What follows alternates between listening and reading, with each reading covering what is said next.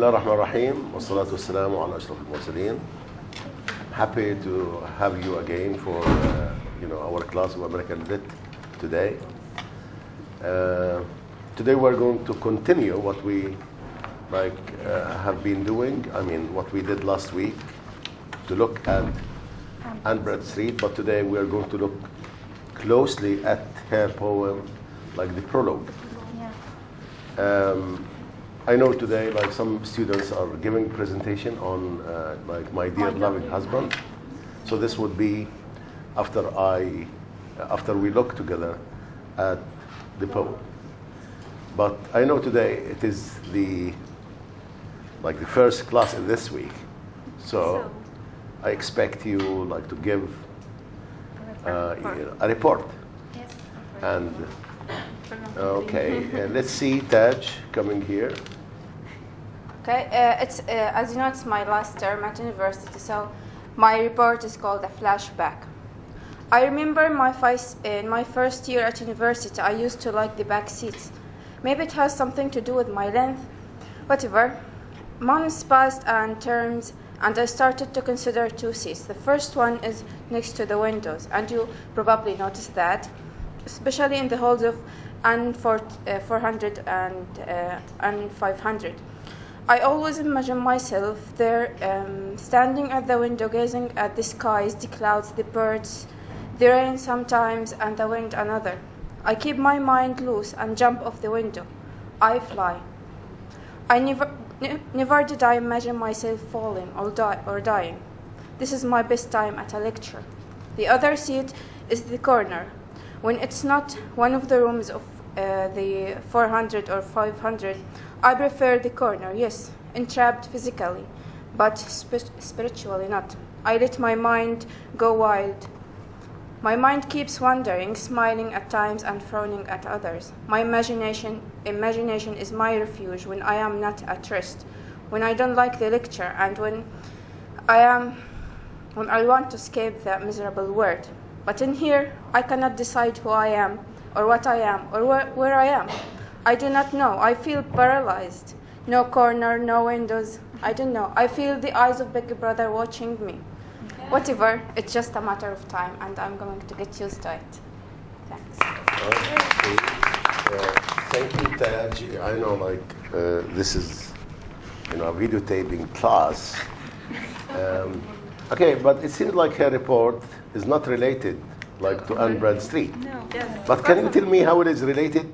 Because at the end of the day, it is related. Yes. She's trying to search for her identity in this place. And, okay, she's worried because she feels she doesn't belong. And I think being related to the place where you are, it's part of your identity because the place gives you a kind of identity. Another thing, yes? That when she said that she is physically cold and but she's very hot, this leads us to the Anne Bradstreet that as if he was dragged and not limited to write or something, but she freed herself to write poem and to show herself. Okay, yeah, she was complaining that her space was limited, but still she can find space to write. What else? Okay, I think you're this looking for a space. And I like her wondering, she was wondering. I thought that she was using Anne Bradstreet. Another report I read about narrative captivity. Okay. It's kind of report and response at the same time. Okay, we don't need this at this moment. Again. Okay, let's see, last time, just to remind you, we went through the place of poetry in the Puritans' epistemology on in Puritan society, and we saw that how the Puritans did not favor poetry. So it was a challenge for poets to write, and it was double challenge for women to write. You see what I mean? Yes. But the two most prominent poets were Taylor and Anne Bradstreet. Wigglesworth was writing poetry, and we spoke a little bit about the Doomsday. The themes, we didn't talk much. The style, we talked about the plain style, but the main complaint was poetry was imitation. So we're talking about a period when like the poets did not have, like, they have to start new traditions, but they were interpreting whatever they saw according to their culture, the home culture. So there were no American traditions in a full sense. They were starting, certain tradition. Of course, as I said, we have to keep an eye on what is emerging. Last time we talked about, the search of identity. And we said, like, okay, a woman in a place was trying to find her space, her place in a masculine society. This is part of the search of identity. And later, the search of identity is going to be a motif of American literature, a recurrent theme. Most of like the texts we're going to study have this search of identity. And I think in the background here we have also the American dream. We didn't talk much about that, but the American dream, like, you're talking about a utopian place. You are talking about a city upon the hill. So people should be equal. People should have this freedom to talk, this freedom, like, to share, and in the institution itself. So we have to keep an eye on those features. We talked about the Puritan position, a little bit about the Doomsday. Anne Bradstreet, the presenter, did that very well. We talk slightly about the theme of providence, which is going to be also a theme, like whatever comes from God is accepted. And this will develop into something called Jeremiah. Jeremiah is one of the themes of the early American literature. We're going to see that in Narrative of Captivity and other texts. Okay, let's look at the poem, To Sing of Wars, of Captains, and of Kings, of Cities Founded, Commonwealth begun. For my mean pen are two superior things, or how they all or each their dates have run. Let poets and historians set these forth. My obscure lines shall not so dim their worth. Okay, if you look at these lines, like the first, time you find that this is, what is poetic about this? What is poetic more than, we have a rhyme? There is nothing poetic. Okay? Again, we said, a feature characteristic of colonial literature was the plain style. So we are challenging this assumption by trying to see what is poetic about this. And I'm asking you, what is poetic? Do you see any poetic thing in these lines? Huh? Do you see any paradox, for example? Any metaphor? Any, you don't see. Okay? At the beginning, no. There isn't. I think, there is a paradox, How come my obscure lines, shall not dim their worth? How comes, it's these lines are expected to add light. Yes. How come something obscure, something unseen? So this is a paradox, isn't it? Yes. Okay, but what attracted my attention is the way she started. Yes. To talk, to sing of wars, of captains, and of kings, of cities founded. This is, a kind of listing things. Yes. She was trying to list, it's like a catalog. It's surprisingly this, cataloging way of talking, or this listing is going to be, a feature characteristic of Whitman's poetry. How to list things. To sing of wars, of captains, and of kings, of cities founded, Commonwealth begun. Okay, this is listing, but what is the poetic effect of this?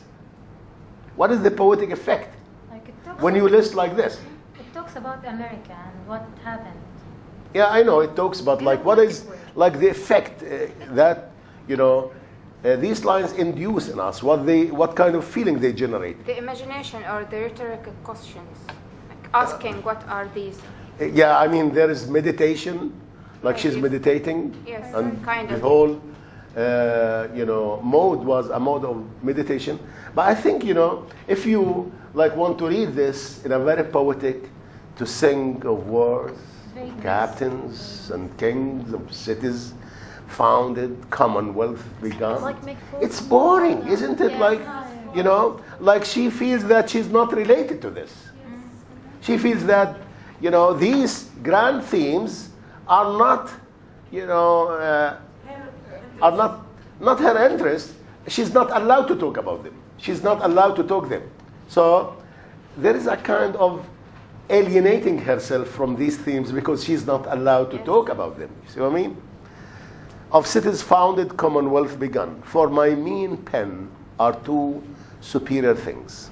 Look at her, how she's referring to herself. I know in there are tropes, figures of speech. There is something called hyperbole. Okay? But there is the opposite. Litutis. Yes. Like what is litutis? Underestimate. Yeah, like you underestimate, you belittle yourself in order to make a statement. Like, look at me, I'm not Prince Hamlet, I'm not like, a famous or whatever. And then you, you draw the attention and you might be ironical.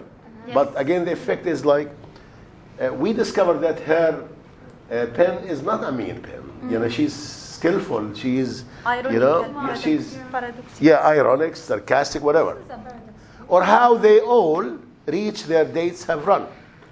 I think, these grand themes, because America was still at the foundation, like stage. They were founding.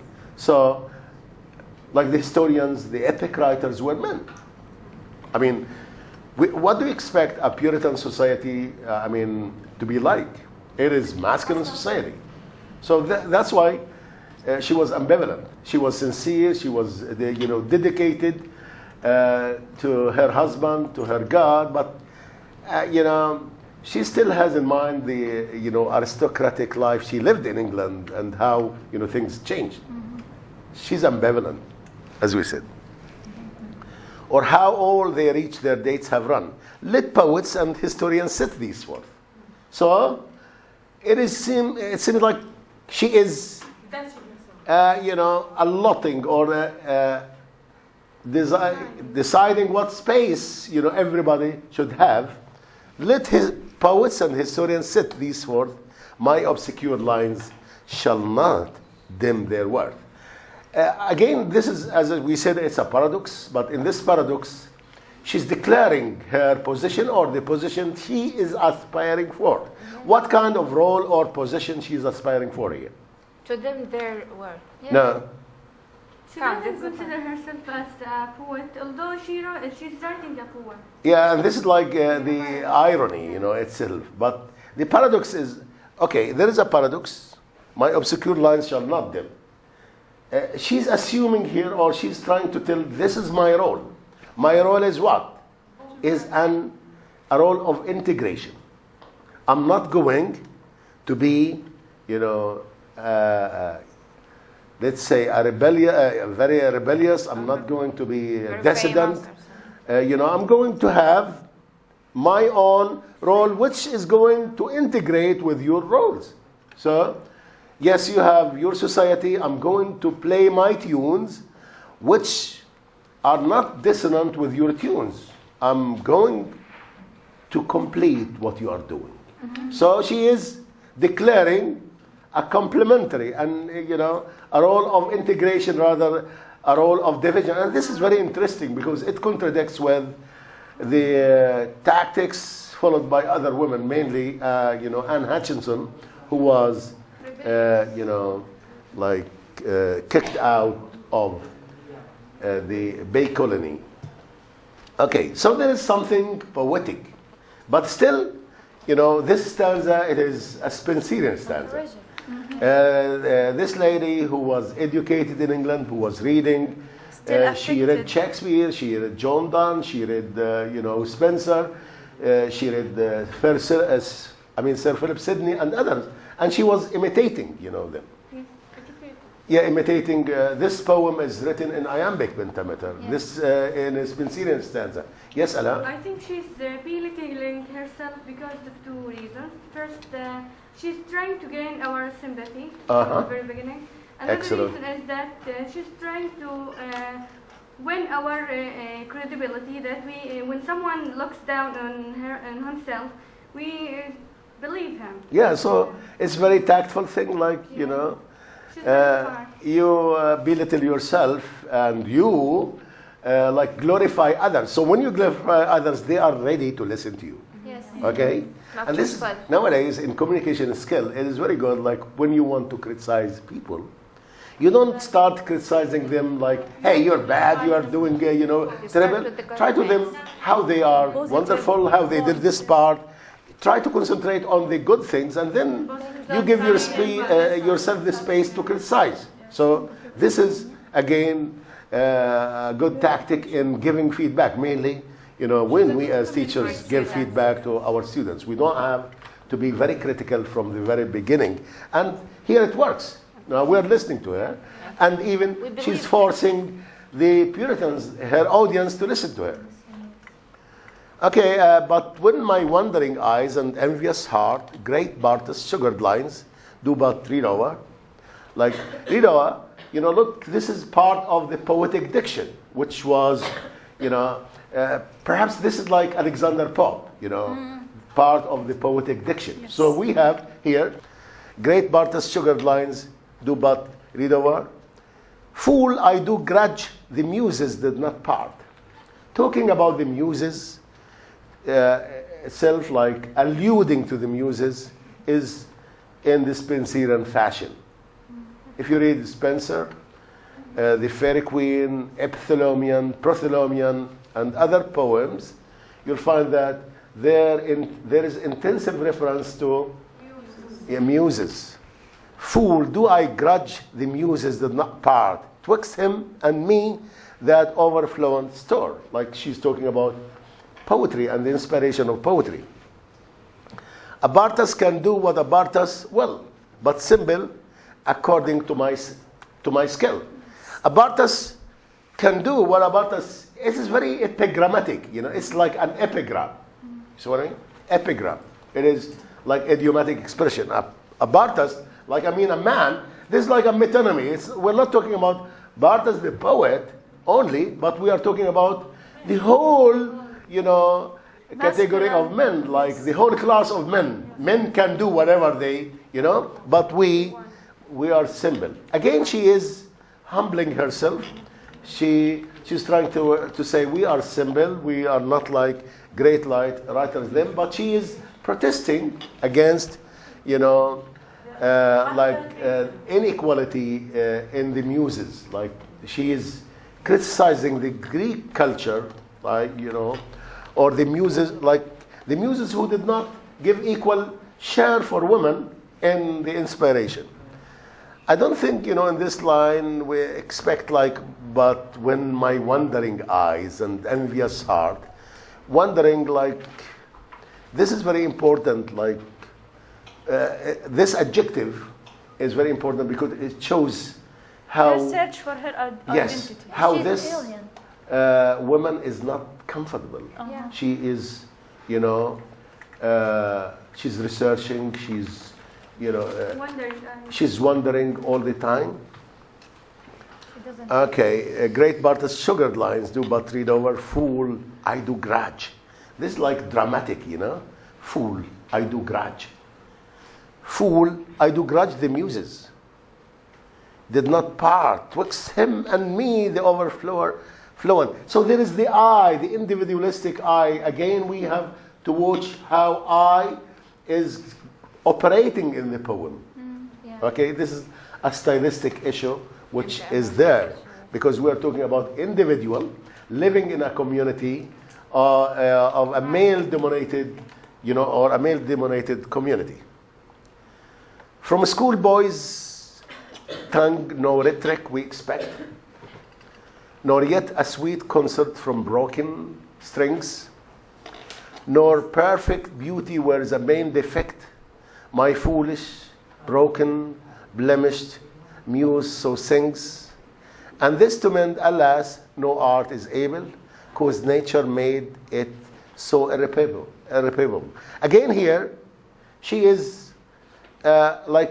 she continues to complain about the stereotype or the cultural assumptions about women being unable, imperfect, of broken strengths. And this it's also a religious, because in Christianity they thought that it was Eve who was the source of evil, So this is something inherited. Like a woman, is blemished. A woman has broken. So, from a schoolboy's tongue, and last time you talked about, Freud, because at this age, it's the issue of identity.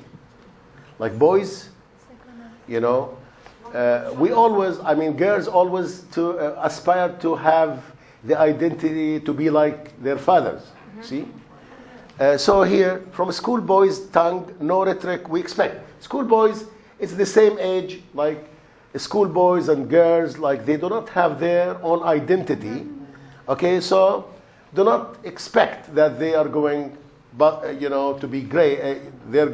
Don't expect something sophisticated from them, because they are learning. And I'm like them. I'm the same. But there is a possibility I might be greater. See what I mean? So she's projecting on the possibility that she's going to be great one day. From a schoolboy's tongue, no rhetoric we expect. Of course, rhetoric, it's a metonymy of her poetry. Nor yet a sweet concert from broken strings. Again, this is a metonymy of her poetry. It's full of metonymies if you want to look at poetic elements. Nor perfect beauty where is a main defect. We don't expect, beauty. Look at you, beauty and defect. These are, antitheses, antithetical things. So it is full of antitheses.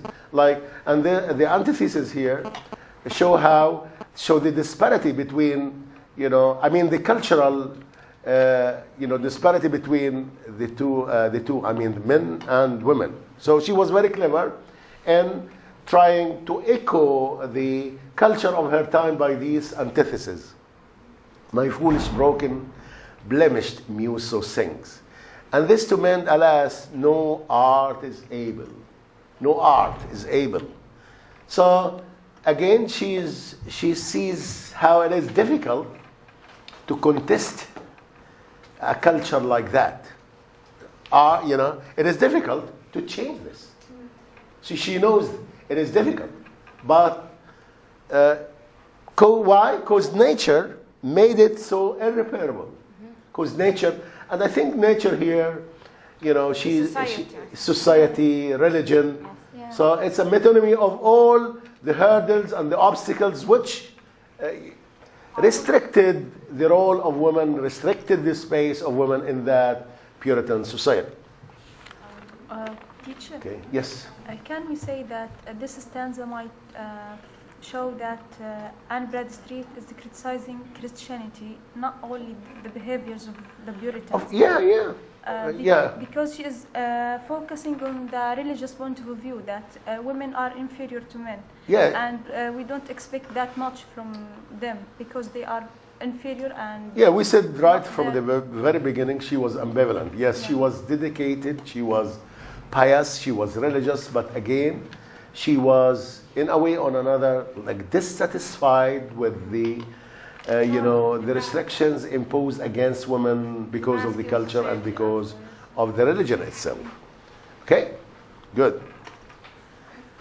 I like nor. The repetition. This is a kind of stylistic repetition. It She's shows like how. maneuvering Yeah. to show her idea. Yeah, she's Step by- maneuvering. She's step by trying. step. Yeah, she's preparing herself to launch the counter attack. Yeah, to hey, look at me. You know, I'm here. Nor can I like that fluent, sweet-tongued Greek. I mean, who lisp at first, in future times speak plain. I mean, who's that sweet? Like the sweet-tongued. She's alluding to one of the Greek. yeah, one of the Greek poets who lisp at first, in future times speak plain. By art he gladly found what he did seek, a full requital of his striving pain. Those poets, I mean the Greek poets, she's complaining about the Greek culture, which was masculine. They gave the prerogatives for men to write whatever they wanted to, they gave them all the facilities or all the possibilities to express themselves. But for women, they denied women. A full requital of striving pain. Art can do much, but this maxim's most sure. A weak or wounded brain admits no cure. Again, she is juxtaposing that those Greeks. yeah, are she's the same juxtaposing as those the- great the poets same with as herself. Yes, beautiful. And again, we start to get crazy because of this disparity. We start to get mad. So she's very successful in provoking us, provoking her audience. And don't forget, she was writing this in a very conservative society. But she was very euphemistic. This poem, by the way, is full of euphemism. Like, she's not blunt, she's not curt, she's not doing that in a very rude way. She's very polite. And that's perhaps why she gained, publicity in her time. Now, she's there. Angry. I'm obnoxious to each curbing tongue. Who says my hand a needle better fits? A poet's pen all scorn I should thus throng. For such despite they cast on female wits. If what I do prove well, it won't advance. They will say it's stolen, or else it was by chance. Belittling her. Now she's direct. She shows how she's angry. I'm obnoxious. What does it mean, obnoxious? Very dissatisfied, very angry, to each curbing tongue. Curbing tongue, it's a metonymy. For what? Men. A metonymy of men, the critics who were criticizing her. Like, who kept criticizing women, accusing women of not being able to write poetry, not being able to write something of any importance.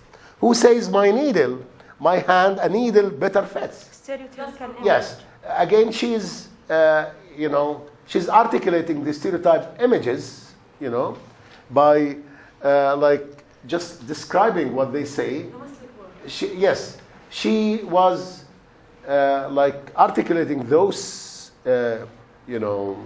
stereotype images that were stuck to women. Like, look here, a woman can be good for just like for domestic things like needle, knitting, weaving, stuff like this, and taking care of kids. A poet's pen, look the graphology, the pen. A poet's pen, all scorn I should thus throng. A poet's pen, all scorn I should thus throng. For, I'm against, this scorn. I'm against, who says my hand a needle. A poet's pen, all scorn I should thus throng. Like the poet's pen it's a metonymy for creativity. I should, scorn that stereotype image that, the poet's pen is like, the only thing that can be creative.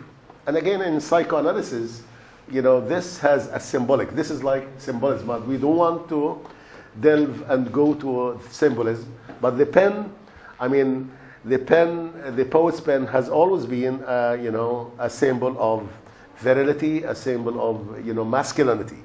Okay? She means that creativity is the only way or device to damage this stereotype image or delete it totally. Yeah, like in that culture, we're talking about, a culture where pen was associated all the time with men. You see?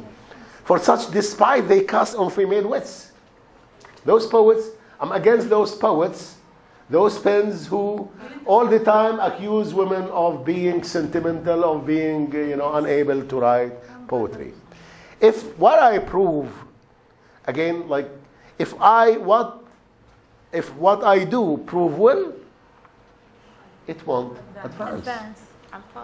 They will She's, say, they will say it is stolen, or else it was by chance. So they will not give any any advantage or any credit.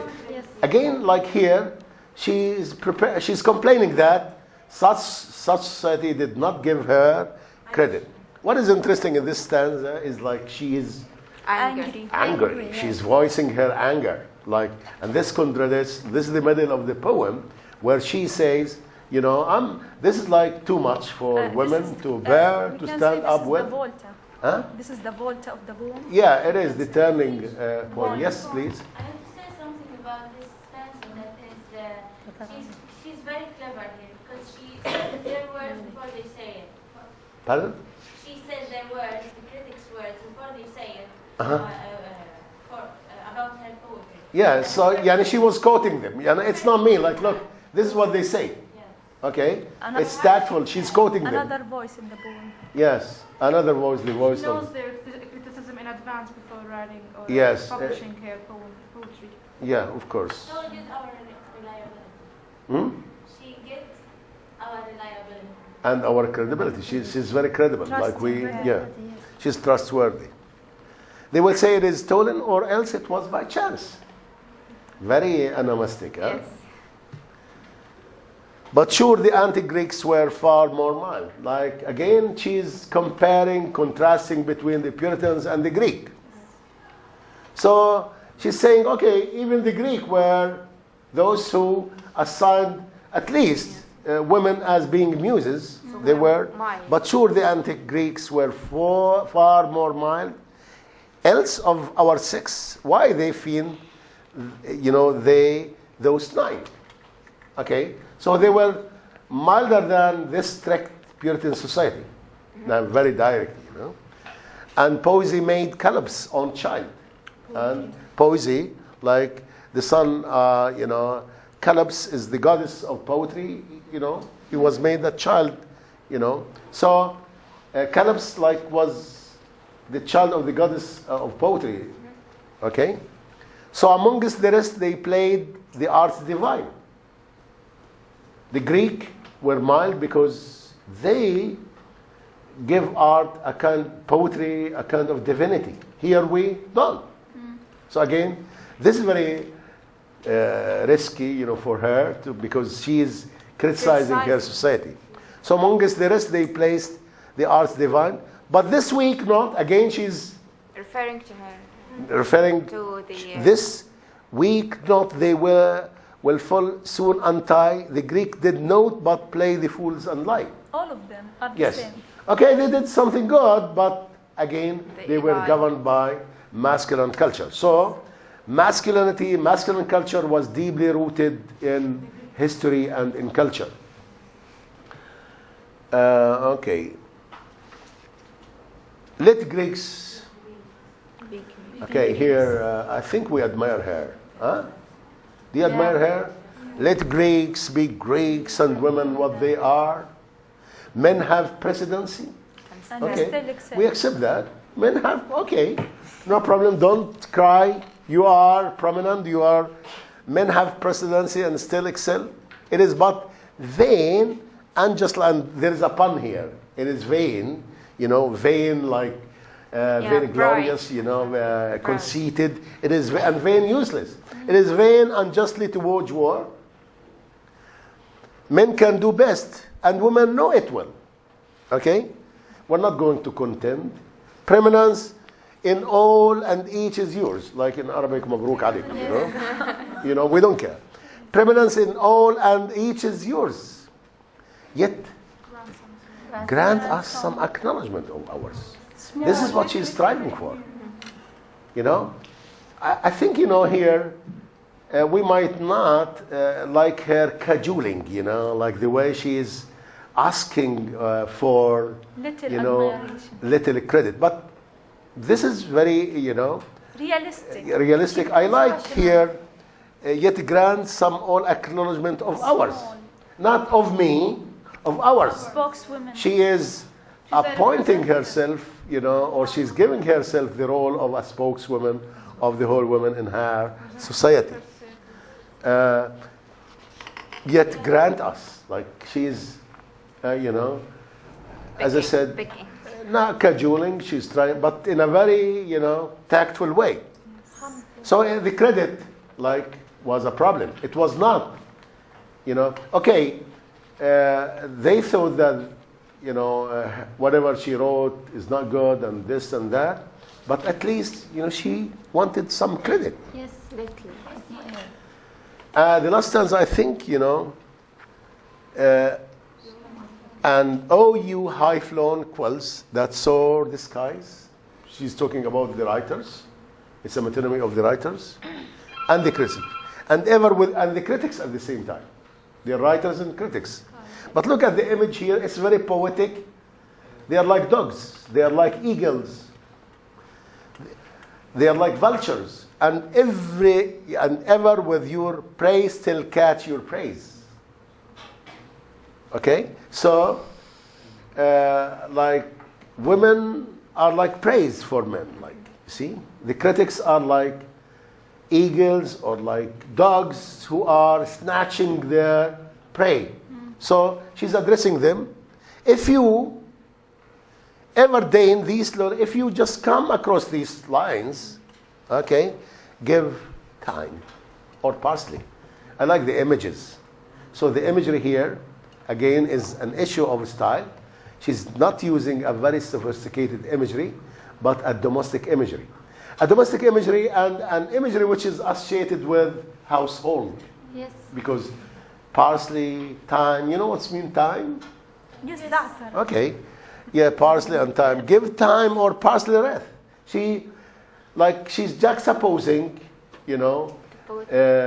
like the wreath which was giving for the poets, for the main, which was sometimes gold or silver, with a simple thing. Give us thyme or parsley wreath. I ask no base. I don't ask, A lot of things. like very grand wreath or whatever, like the ones that obtained by poets laureate. Again, I. This mean an unrefined ore of mine. This mean, again, she's referring to her pen as mean. But again, we discovered that her pen is not mean at all. Yes. So she's very clever. But this mean an unrefined ore of mine. Look at the word ore. What's it mean, ore? Like ore, it's like a pun. Or something which is, she's referring to her poetry. Okay? Which is like unrefined, rude, which needs a lot of, editing. Will make your glistering gold, but more to shine. So I'm not an adversary. I'm complementary. So it would be like crazy, it would be stupid thing if you don't accept, if you don't grant me, acknowledgement. Very interesting, very rebellious, very individualistic. However, as we said, she was assuming herself the role of a spokeswoman. So balancing between individual concerns and communal concerns would be the main paradox which would face the American poets in the 19th century. Okay? So we have an individual who's not happy with the stereotype images. We have an individual who was self-searching, who was trying to fit herself with the American dream. So there is this rebellious spirit. There is this criticism of culture, and I think it has to do with the free spirit of those Protestants who came. Okay, you came. They're protesting against injustice, and now it is ridiculous if we perpetuate injustice here in this society. It's not very artistic. I tried my best to show the poetic, but as we said, we were challenging ourselves by showing the artistic things.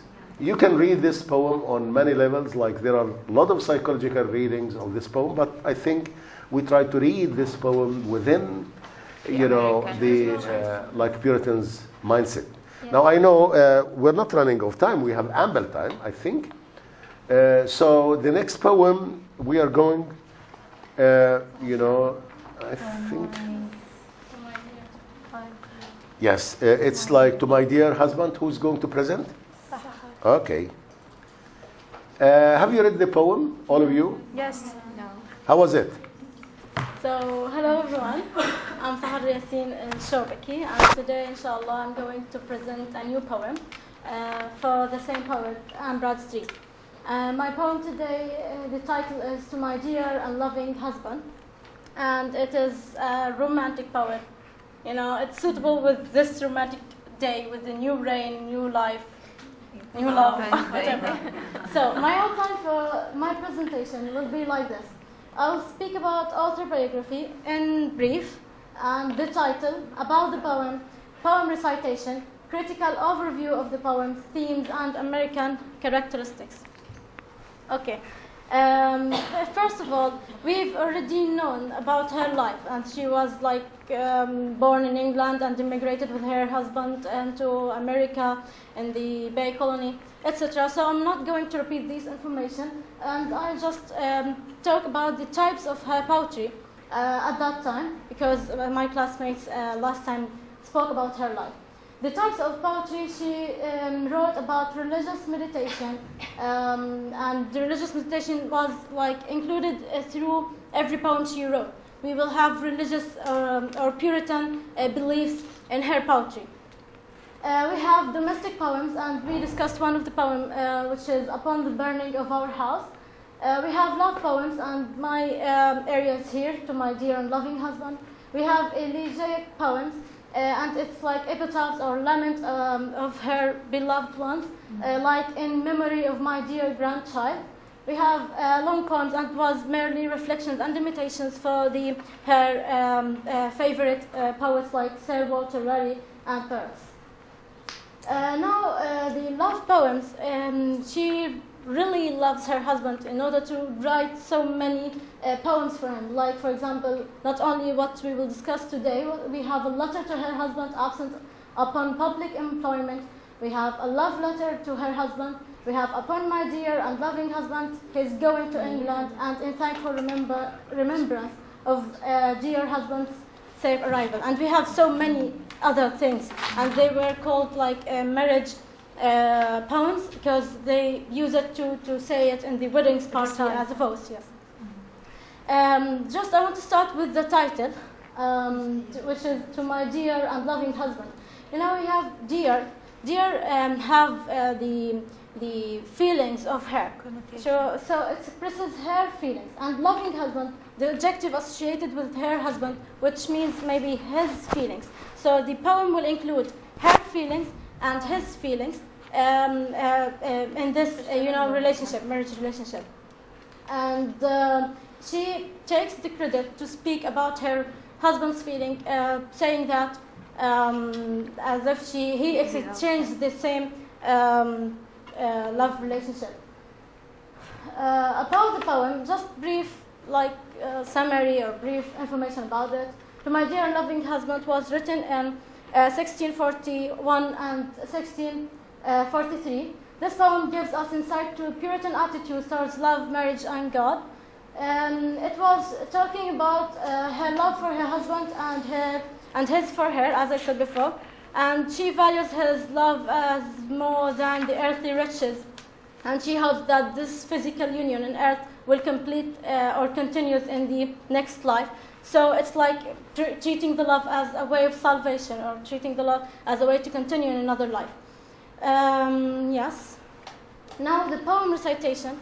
Actually, I designed a video and recite the poem in it. I hope that you enjoy it. If ever two were one, then surely we.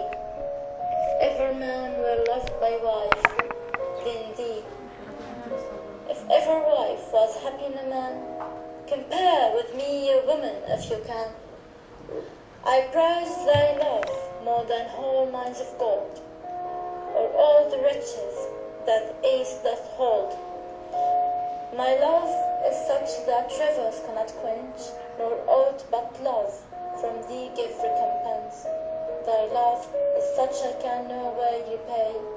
The heavens reward thee manifold, I pray. Then why we live, in love let so persevere, that when we live no more, we may live ever. So, to start with the analysis or the critical overview of the poem. She starts, if ever two were one, then surely we. If ever man were loved by wife, then thee. In the first line, we notice the words such as surely, we, as if she emphasized that she has the role to speak about this relationship, and she has the role to speak about his feelings and her feelings. Then, if ever man were loved by wife, then thee. Here, the repetition of ever, the word ever here in the first three lines, it means at any time, as if she wants to say that this couple, she and her husband, is more compassionate, more harmonious than any other couple in the world at any time, in any place. So she uses also the anaphora, repetition of the phrase if ever, then, in order to emphasize this point, using argumentative philosophy. We were taking in math before that, if this, then that, if this, then that. So it's the same argumentative philosophical style to convince the audience of this relationship. So we have repetition in the syntax or the structure using argumentative philosophy. We may notice that also the punctuation in this two lines emphasize her ideas. We have period in the end of this, making her a dependent sentence, a declarative sentence, and also here. While in the other whole lines, it forms like two lines form a couplet, one sentence. Here we have every line form a declarative sentence, a dependent sentence to reflect the strong relationship or the strong union between her and her husband. Okay. And if ever wife was happy in a man, compare with me a woman if you can. She was saying like she was changing from her and addressing her husband to addressing another woman using ye. Okay, so she is totally confident in her love or in this union, marriage union, that no one can be comparable with this union. And that's it, I think. Okay. I prize thy love more than whole mines of gold, or all the riches that the east doth hold. Here, moving from comparison between her and another woman in the world in this relationship, she wants to compare this, how much valuable this love to her from the earthly goods. Okay. So she prizes his love more than mines of gold. She capitalized the mines in order to say that more than the vast wealth in the earth. or all the riches that the East does hold. Again, the same idea. Maybe you wanted to say that the East, it's like, you know, at the beginning of, yeah. Or search and have too much gold. It has too much gold, too much riches, and as if it is like invitation to go there and explore. And I don't know, but I felt that has like colonial spirit. Yes, as like really come live with me and be my love to explore another areas. It's just not have to get benefits from the, you know, the East, the East riches. Okay, then. My love is such that rivers cannot quench, nor aught but love from thee give recompense. Now she is saying that her love is like a thirst. We have a metaphor here. It's like the ongoing thirst that there's no river can, you know, help or save her. And only this only thing that may compensate this love is her husband's love to her. So to get her husband's love to her. We have like such material words like mines of gold, riches, recompense, which is maybe like business exchange, money exchange. So we have like, I don't know what I expected, like it is like the American dream from the very beginning was not also spiritual. Yes, but the dichotomy we talk about, you know, in Bradford, the Plymouth translation, it is like this, like you know, tendency for spiritualism at the same time materialism. it's tendency for materialism. Yes, this is it's in the background. Okay, so I felt that it's from the very beginning we have the dichotomy of American dream. Now we'll see the next one. Thy love is such I can nowhere repay. The heavens reward thee, manifold I pray. We have to notice that thy love is such is connected with the previous couplet, which is my love is such.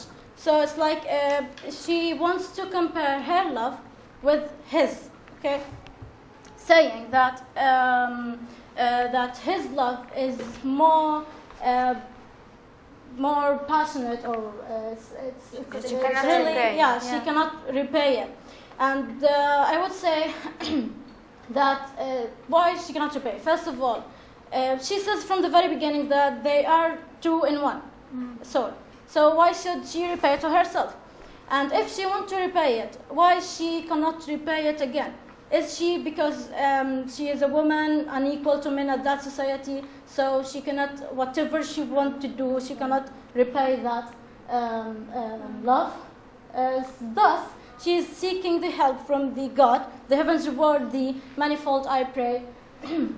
So the greater source of love is God. So she seeks her help and she prays to reward these or him as doubled reward, and may, you know, make him live in heavens, as if his love is like a good work or a good deed in that society. So he will be rewarded in it, like having heavens or living in paradise after death.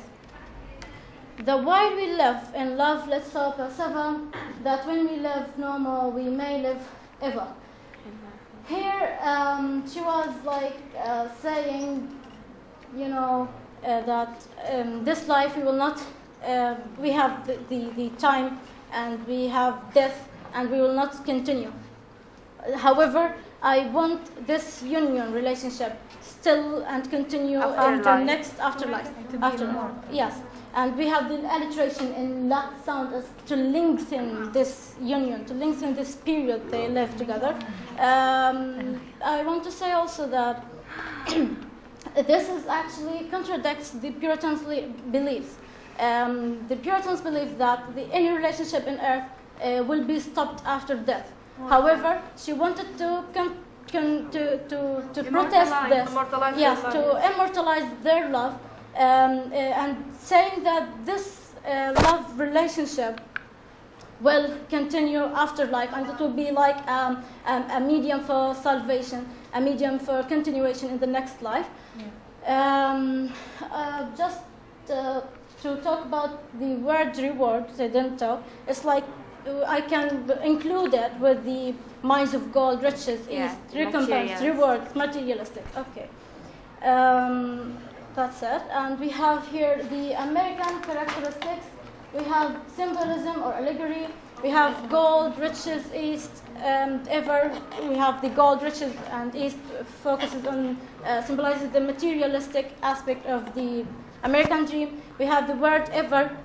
In the first three lines, the word ever means at any time. While the fourth repetition was in the last one, like we may live ever, it's like forever, lasting. So it symbolizes the eternity, or it symbolizes at any time, like confident to be, to have such relationship at any time. Okay, American dream. American dream, I talked about it, the dichotomy as spiritual and material American dream. She was affected by the Bible, and she was affected by the Puritans' beliefs that there is another life, there is heaven, there is the earthly life will be ended one day. However, she contradicts with the Puritans' dogma, and I said it before. Okay, the next is transcendentalism. It's like the perfect love, the utopia, this union relationship that cannot be comparable of any earthly love, any earthly riches, yes, and this will continue to be utopia in another life. Of course, plain style, which was early characteristics of American literature, and the plain style was direct, short, totally understandable by any reader, and it was argumentative, like has the feeling of argumentation, and at the same time conversations, as if she was talking or delivering her message to his husband, yes, or to any other woman. The last slide, the last slide is themes. We have the love or marriage. Of course, the Puritans, the only relationship could gather the woman and man is the marriage. There is no adultery, etc., and they abhor that. So it's like talking about the unconditional, unstoppable, undying marital marriage, marital love, or love of marriage. Okay. Wealth, I talked about it through the whole The gold, the materialism. Yes. The passage of time or death, and actually this was reminding me of Shakespearean sonnets. Every line she was like, in every sonnet he was trying to challenge the time. And for example, in sonnet 18, so long as men can breathe or eyes can see, so long live this, and this gives life to thee. And in any sonnet you can see Shakespearean, and we know that Puritans or the American were imitating the Shakespearean or the English famous poets at that time, and maybe she get this point, and she wanted to say, if we not being immortalized through our union, our physical union on earth, to have that spiritual union in next life, then let it be through poetry or the medium of poetry, and that the next generations will remember our union. Okay? Yes. And we have the religion, and she was like saying that she thinks that love would be as a medium of salvation. Actually, that was my presentation. Thanks for your listening. Presentation. It's very short, yet it is very, enlightening. In fact, she mentioned everything I wanted to mention. She didn't leave a lot for me, except like the influence by metaphysical poets. In fact, if you look at this poem, I don't know, she might have slipped that. Yes, this poem resonates with John Donne. Mainly the two poems like Canonization, a poem where the lovers are becoming saints by love, in canonization, and in Valediction Forbidding, where like we have this lovely conceit, like the two are one. So here, yes, we have a conceit. We have a lot of paradoxes. Even the poem, like it starts by this: if ever two were one, then surely we. So how come two are one? And this reminds me, if they are two, they are two. That one, thy soul, the fixed foot makes no move. It's like the conceit. And it ends by also, this paradox. Then if we live No and loves, more. so then we live no more. This is a paradox. We may live ever. We may live forever. So our death is an immortal life. It's very interesting how those Puritans, like how those women, thought that loving the husband is part of, their religious duty. And, this is, what I wanted to say because, he's running me. I like also the persuasion, the argumentation, because when we were talking about argumentation, we were talking about metaphysical poetry. Metaphysical poetry was argumentative.